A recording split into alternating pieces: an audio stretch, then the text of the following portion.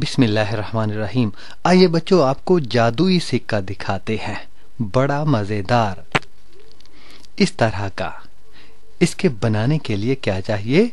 एक अल्युमिनियम की खूंटी और एक सिक्का। सबसे पहले अल्युमिनियम की खूंटी को खींचकर लंबा कर दीजिए, जिस तरह के हीरे की अंदरूनी शक्ल होती है, और इसके बाद खूंटी की हुक पर आहिस्ता से एक सिक्का टिकाइए।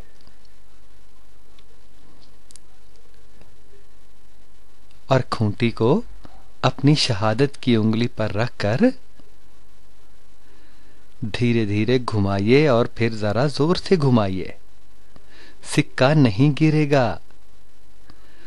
उंगली को ऊपर अमूदन लेकर जाइए और घुमाइए, सिक्का फिर भी नहीं गिरेगा। बच्चों, इसी तरह जमीन सूरज के गिर्द घूमती है मगर गिरती नहीं। आहिस्ता आहिस्ता नीचे लाइए तो सिक्का हुक पर टिका रहेगा। है ना जादुई सिक्का? जब गिराएंगे तो गिरेगा। वजह जानने की कोशिश कीजिए और हमें भी बताइए।